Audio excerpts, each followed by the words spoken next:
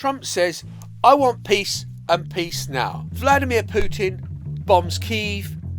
Trump blames Zelensky. And you think, hang on, this is all the wrong way round. Vladimir, stop. He's telling him to back off now.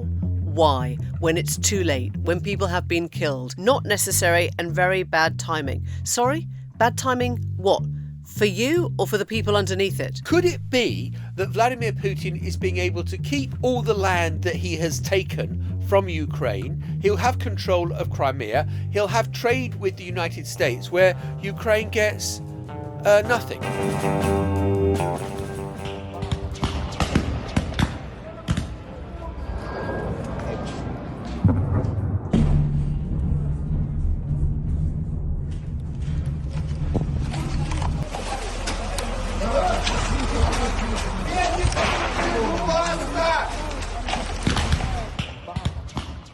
The bombardment that struck Kyiv last night, leaving 8 dead, scores injured, the most serious assault on the Ukrainian capital since last July. And in the past few moments, Donald Trump has posted, Vladimir, stop. Is Trump finally ready to condemn Russian aggression? And did Putin hit Kyiv because he felt he was being helped by America? Welcome to the Newsagents. It's John. It's Emily. Yeah, Kyiv has for the most part been out of the front line of Russian weaponry these past few months, the most serious attack that's taken place since last July.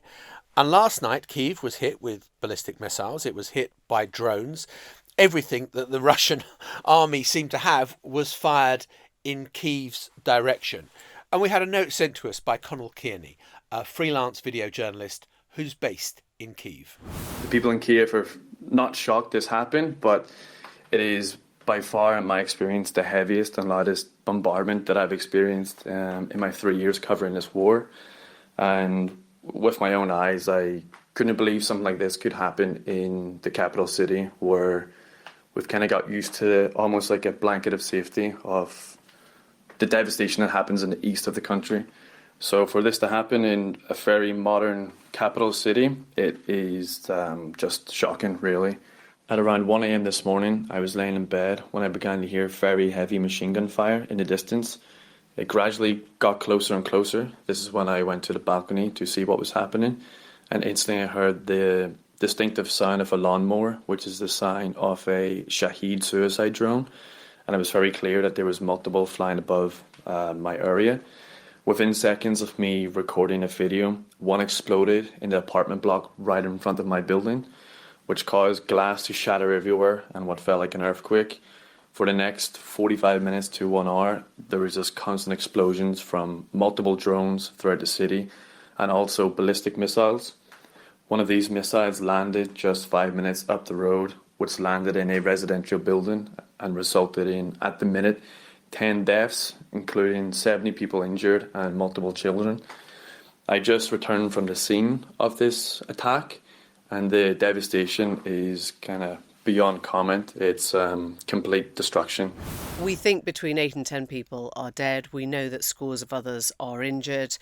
And why this has become so instantly political is because of the post that Donald Trump put on his Truth Social account last night, in which he essentially blamed Zelensky. He explained that the Ukrainian president was too stubborn, too difficult to work with, and there are many now wondering if that kind of messaging has given Putin the green light to go to places of violence that the Russian president would have felt previously were out of bounds. In other words, that Trump has not only failed to secure a peace deal, but that he has facilitated even more murder on behalf of Russia's leader. And I think this narrative has grown to a place where Trump this morning has thought, I better do something. And so the first bit of block capitals we had from him today just says, Vladimir, stop. Now, I'm sorry, even the fact that you use a first name, I don't ever remember Zelensky being called anything other than Zelensky, but Putin is Vladimir. and it's Vladimir, stop, exclamation mark. There is a touch of the kind of like, oh, I don't believe you. Oh, you're not going to get away with this, you devil. He's telling him to back off now. Why? When it's too late, when people have been killed, when Kyiv has been hit, when what we are understanding now is Trump's very appeasement and encouragement of Russia. There is not two countries in this peace deal. I think that linguistic point, and although it sounds trivial, does show you everything. It speaks volumes. Look, I was also struck. I was going back over his Truth Social post last night, where he talks about Zelensky being difficult in not accepting, or Zelensky doesn't have to accept that Crimea belongs to Russia, but he does have to kind of, get real. And then today it's, oh, stop, Vladimir, like a tap on the wrist of Vladimir, you are a one. I am not happy, he says. I am not happy with the Russian strikes on Kyiv. Not necessary and very bad timing. Sorry? Bad timing? What? For you or for the people underneath it? Very, very bad timing for anyone who was hurt, killed in their beds overnight. But I don't think he means that. He means it's bad timing because I'm coming up to my 100 days and I want it all to go smoothly. Vladimir, stop. 5,000 soldiers a week are dying. Let's get the peace deal done.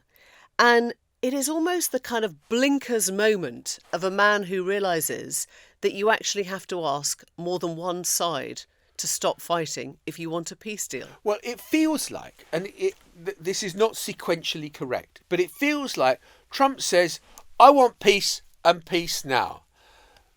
Vladimir Putin bombs Kyiv, Trump blames Zelensky. And you think, hang on, this is all the wrong way round. Why are you blaming Zelensky for the fact that he wants to protect his country? Why can't... And I'm sure Donald Trump is absolutely accurate when he says that Zelensky is much more difficult to deal with than Vladimir Putin. This is him in the White House last night. And if I can solve it because of a certain ability, that would be great. And if it doesn't happen, I will say that I think Russia is ready. And a lot of people said Russia wanted to go for the whole thing. And I think we have a deal with Russia. We have to get a deal with Zelensky. And I hope that Zelensky, I thought it might be easier to deal with Zelensky. So far it's been harder. But that's okay. Yeah, so I wonder why Zelensky would be more difficult than Vladimir Putin. Could it be that Vladimir Putin is being able to keep all the land that he has taken from Ukraine? He'll have control of Crimea. He'll have trade with the United States where Ukraine gets nothing, a capitulation, a surrender. No wonder Volodymyr Zelensky, who is representing the interests of his country and whose country was invaded by Vladimir Putin 3 years ago, he's fighting his corner. And no wonder that Donald Trump finds it easier to deal with Vladimir Putin, who's getting everything. Who's fighting everyone else's corner. Yeah, as it were. than Zelensky, who's getting bugger all. Yeah, I mean, this goes back to another Truth Social post. It's always the Truth Social post, isn't it, on Wednesday, where Trump described Crimea, as in the part of Ukraine that was invaded in 2014 by Putin first time round, as lost years ago under, Trump's word, the auspices of President Barack Hussein Obama. Now, why is he doing that? Because he wants to continually remind people that Putin only invaded Ukraine when Obama was in power, not when Trump was in power. We know that to be factually false because after 2014, the fighting continued in all parts of Crimea.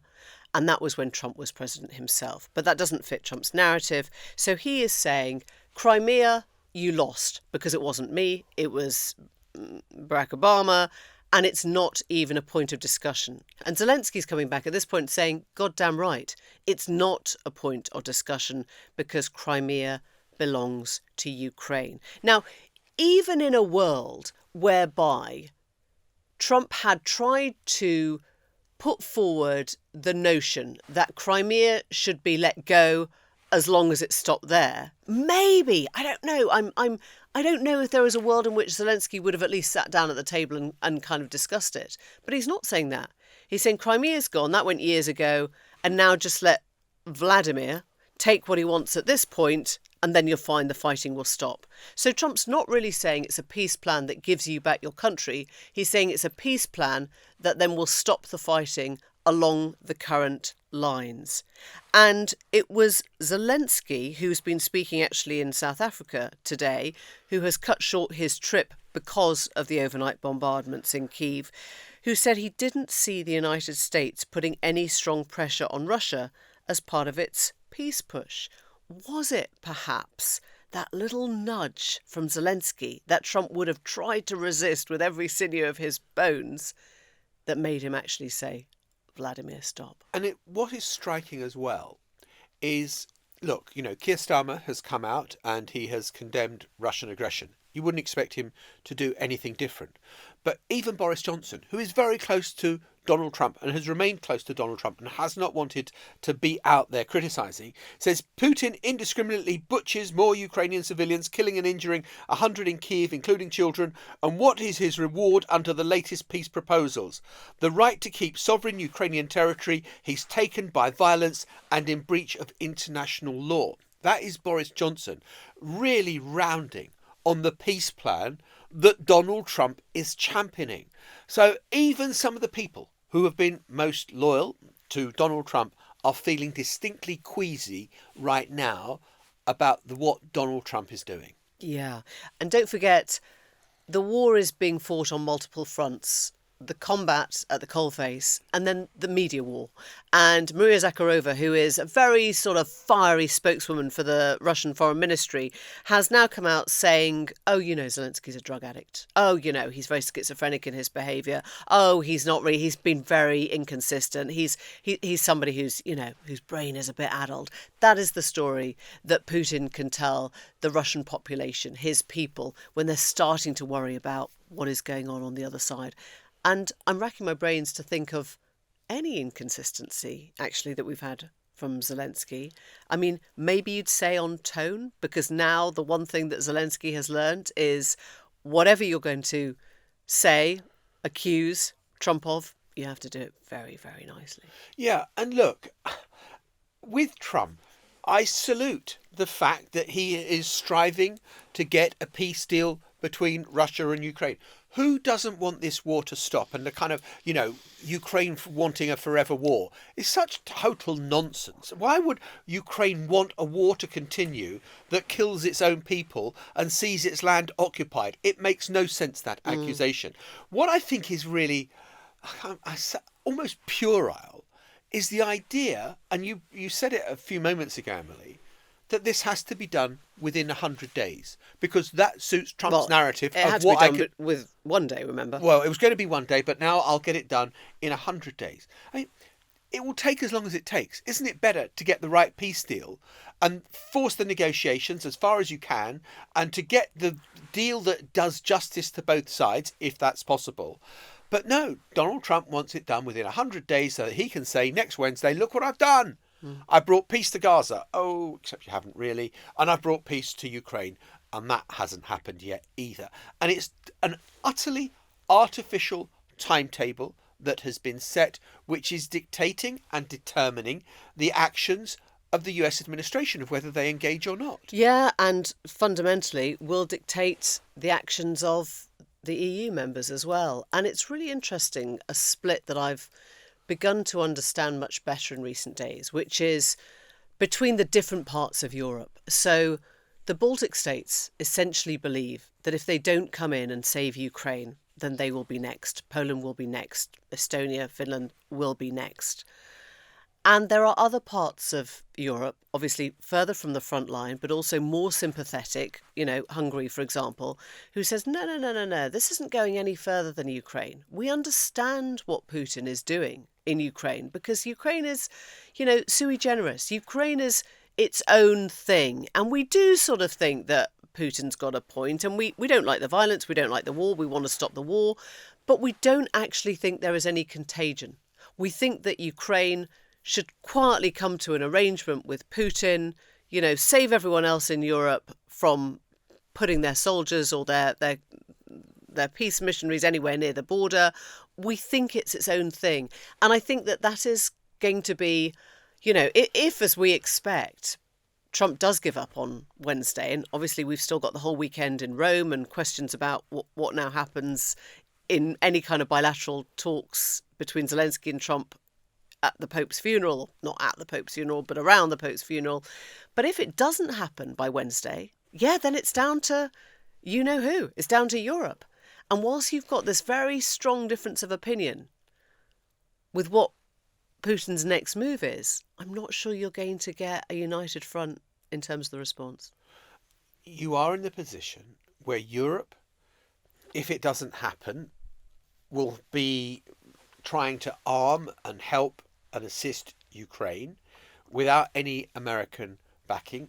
Europe does not have the capabilities. I mean, in financial terms, maybe, but in terms of, if there was to be a peace deal, which Europe sort of enforces, a peace line or whatever it happens to be, then, speaking to military experts, I was speaking to a number of people this morning at a breakfast I was at, and they were saying there is just no way that Britain could meet its NATO commitments and provide a force that would be a peace line on that border.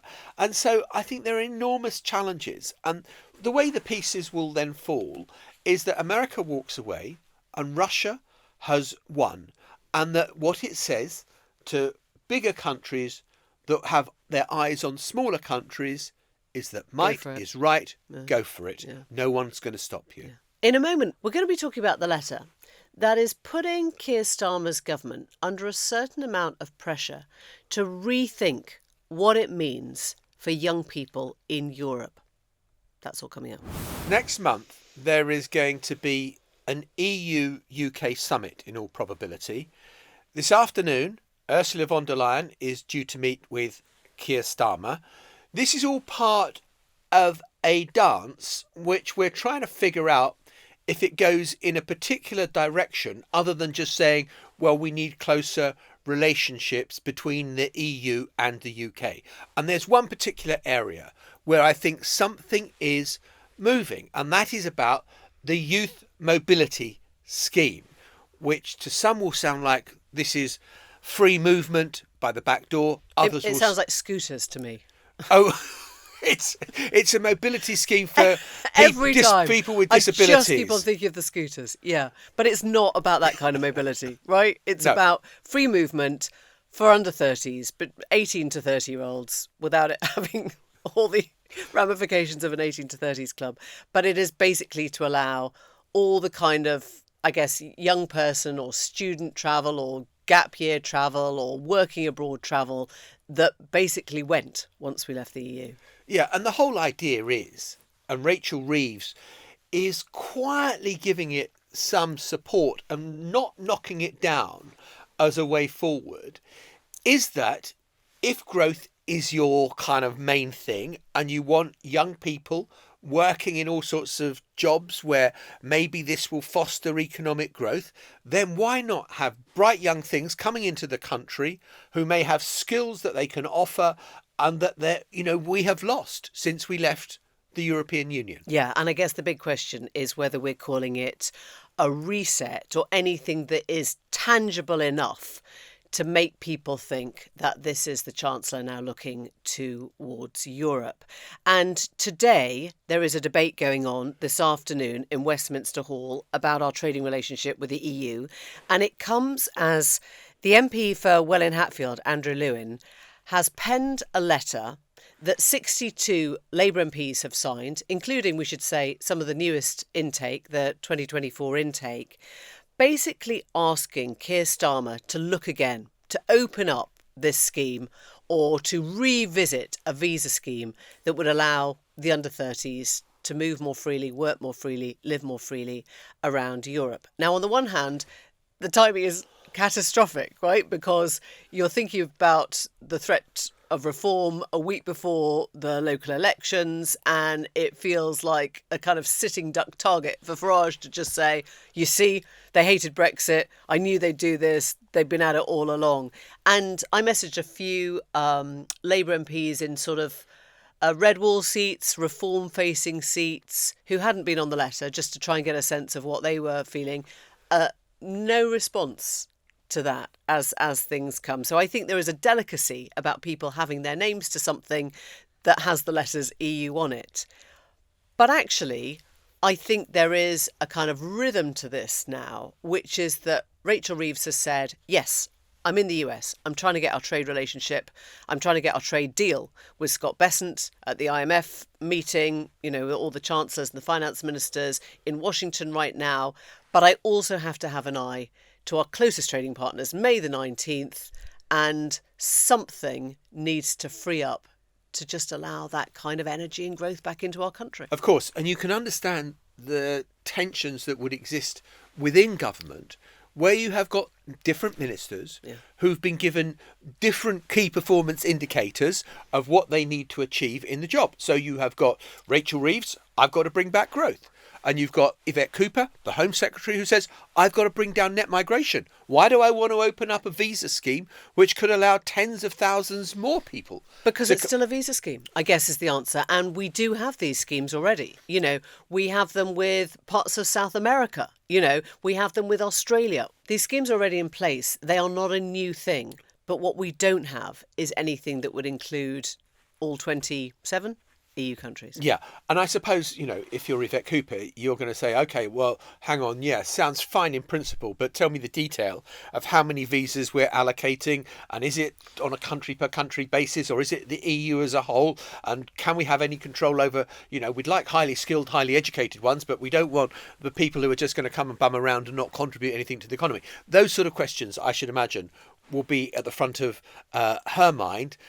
Rachel Reeves has got other priorities. But let us speak now to Andrew Lewin, the author of the letter, MP for Welwyn Hatfield. And Andrew, thanks for being with us. So why did you write the letter? Well, thank you, John, for having me. Look, we wrote the letter because as a group of Labour MPs and members of the House of Lords, we think the government has got us into a good place with this summit scheduled for next month, but that we want to be as ambitious as possible. And the letter talks about deepening collaboration on defence. It talks about maximising benefit on trade. But of course, as you said, it talks about youth mobility as well. And we think now is the key time. It's clear that negotiations are live, and we want to make our case out of conviction that this is the moment to get the most ambitious deal possible. And do you think that Keir Starmer welcomed getting your letter? There are some letters that backbenchers write, which the last bloody thing the Prime Minister wants is a voice of opposition. Or do you think that actually he quietly approves of what you've said? Well, technically the letter went to Nick Thomas-Symonds. I think that's important to point out because he's our chief negotiator. But, I'm in no doubt that it's been seen right at the heart of government. I hope it was welcomed. One of the things that's been striking is the number of colleagues who signed, who actually represent communities across the country, including seats that voted leave. And, my seat itself voted narrowly to leave, 9 years ago. But I am detecting, and so are many other colleagues, a big shift in public opinion.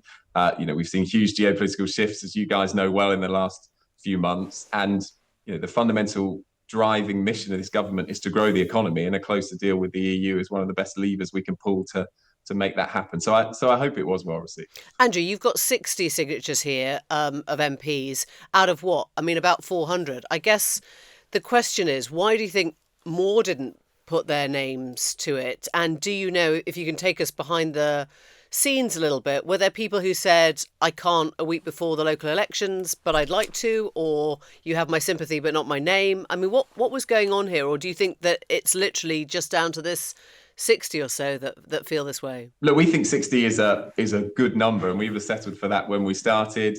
And it was a small group of us who got together and said, look, out of conviction, we want to do this. We were messaging colleagues during the Easter holidays. There are lots going on. People are away. We had the recall of Parliament, but it's a significant statement to have 60 MPs. The vast majority of those are new colleagues as well. And I do think that there is, a shift in opinion. And this is a pro-European Labour Party. In my view, the manifesto explicitly said we want to have a stronger and closer deal with the EU. The question is just how ambitious we can be, and I think we're in a good place. So I guess the question that we're asking ourselves is whether this has got tacit approval from the top, whether this is actually helpful to Rachel Reeves or to Keir Starmer.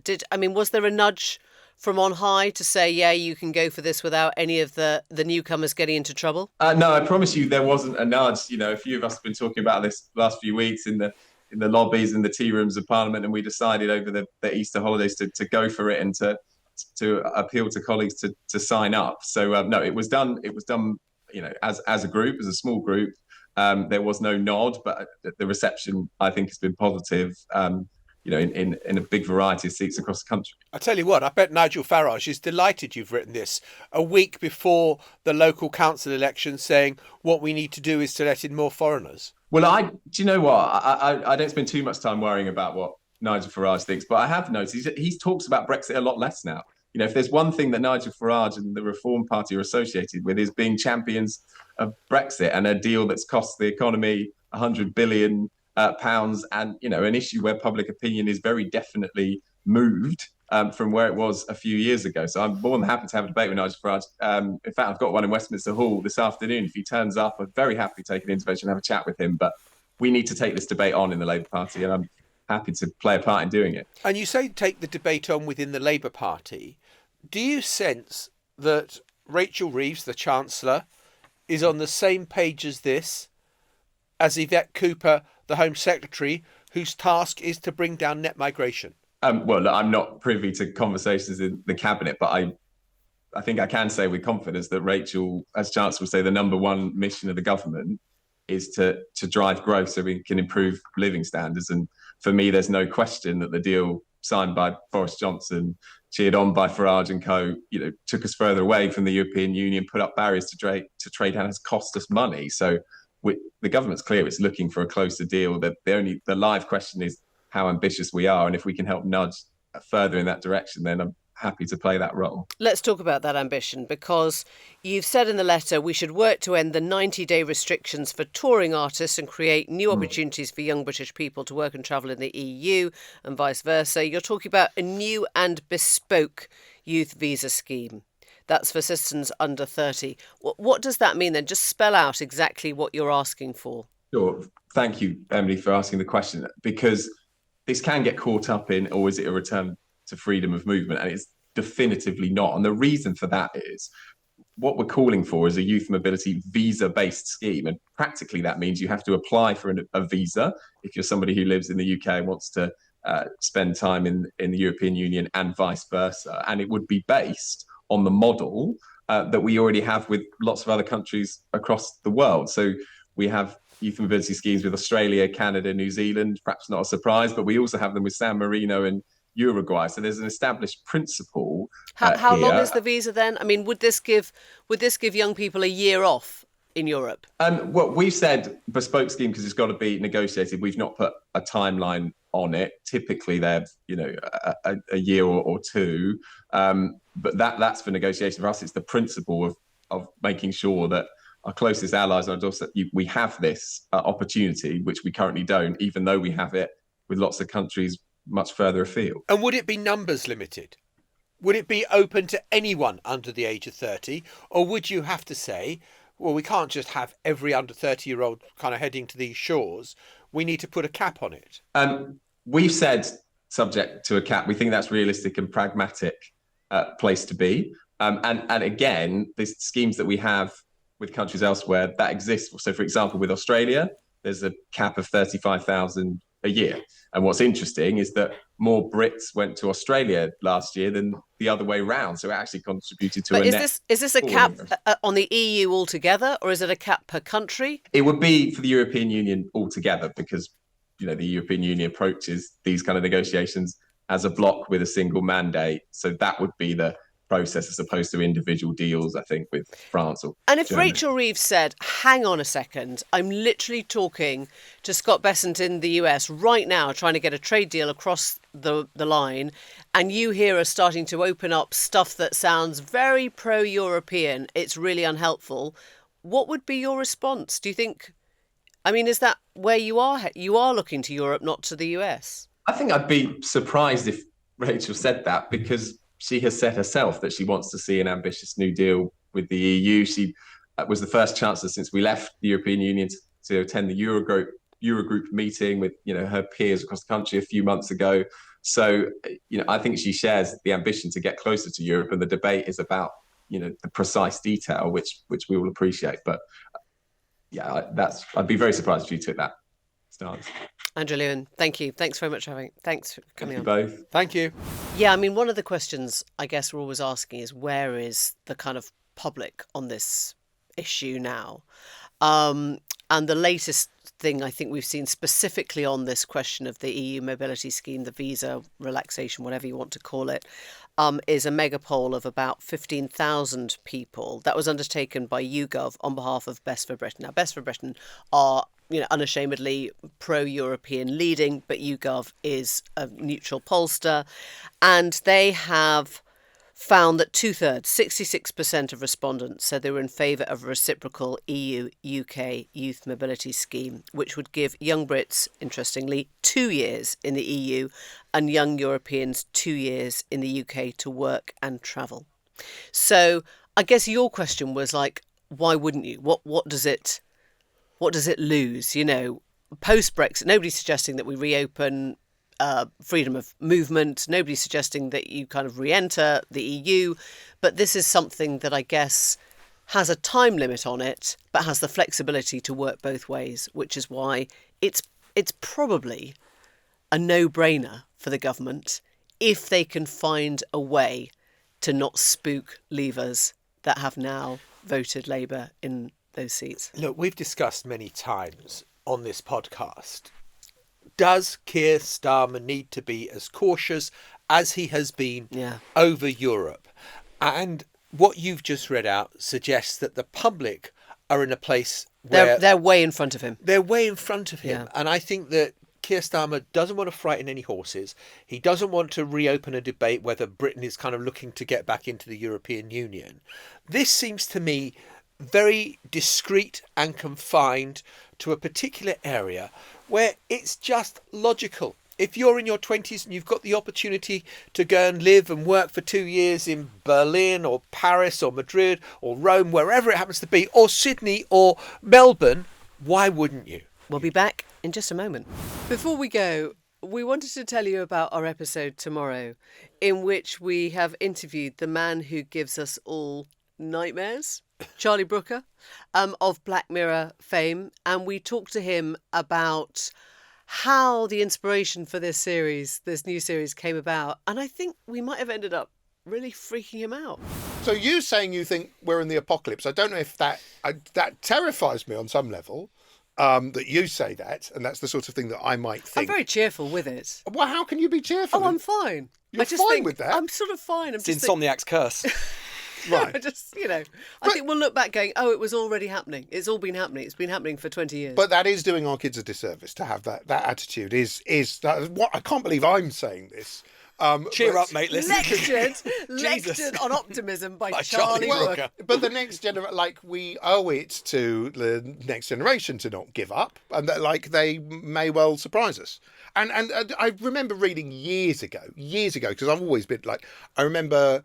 What's that? There's who wrote that book about London? Now I can't remember who. Is it Peter Ackroyd? Peter Ackroyd. Yeah. That book about London. There's a whole chapter in there about how people have always felt that it's the apocalypse. And there's sort of extracts from old diaries, and it's people going, well, these are the end times. Look at this. We've got carts with wheels now. Where is this all going to end? The Great Fire did perhaps put that in the mind a little bit. Yeah. So it was just kind of that I sort of held on to that thinking, well, people have always felt like this. Yeah. I mean, yes, but I mean, eventually you're going to be proved right. We'll see you tomorrow. Bye for now. Bye-bye. The Newsagents. This is a Global Player original podcast.